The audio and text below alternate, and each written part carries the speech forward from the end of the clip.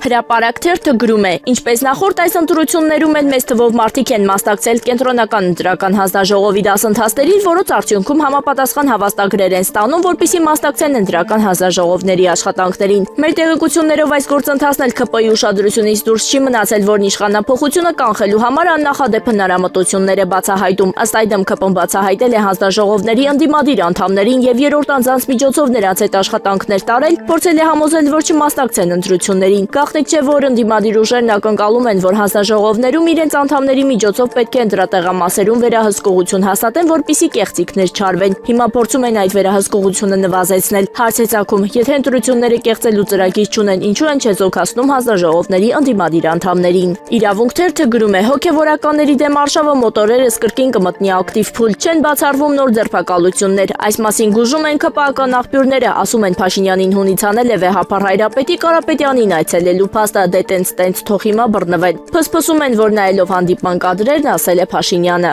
Հրապարակ օրաթերթը գրում է, Սյունիքի մարզում քարոզարշավին մասնակցած Նիկոլ Փաշինյանին դիմավորած եւ նրա առջեւ խոնարհված Գորիսի համայնքապետ Արուշ Արուշանյանը, որը հերթական անգամ արժանացավ հանրության պարզավանքին, ասում են ԿՊ-ի համար այլևս ընկալվում է որպես ճշտի համակիր, որն այլևս չի թաքցնում իր դիրքորոշումը, ի տարբերություն Քաջարյանի համայնքապետ Մանվել Փարամազյանի, որի խաղերը դուր չեն գալիս Փաշինյանին։ Ճիշտ է, նա չէր դիմավորել Նիկոլ Փաշինյանին Քաջարյան այցի ժամանակ, բայց ասում են այցից առաջ անձամբ բացատրություն է տվել Ալեն Սիմոնյանին, թե շատ հարգում է թե նրան, թե մարզպետին, թե վարչապետին, բայց քանի որ վարչապետի այցը պաշտոնական չէ, ինքն էլ առողջական խնդիրներ ունի, չի կարող դիմավորել նրան։ Խնդրել է, որ դրատակայլ ենթատեքստ չտեսնեն։ Հրապարակ օրաթերթը գրում է, տեղեկացանք, որ Հանրային հեռուստաընկերությունը ցանկանում է հունիսի 1-ից 5-ը վարձակալել մարզահամերգային համալիրի դահլիճներից մեկը։ Մտադիր են այստեղ կազմակերպել օրենքով սահմանված նախընտրական բանավեճերը, ընդ որում քննարկվում է, որ բանավեճեր անցկացնելու են ոչ միայն 19 քաղաքական ուժերի առաջին համարների մասնակցությամբ, այլ նաև տարբեր ոլորտների շուրջ ու անգամ կին թեկնածուների միջև։ Մեծ զրույցում մարզահամերգային համալիրի տնօրեն Կարեն Ղազարյանը հայտնեց, որ այս պահին Հանրային հեռուստաընկերության հետ բանակցություններ են գնում։ Դեռ վերջնական որոշում եւ կնքված պայմանագիր չկա,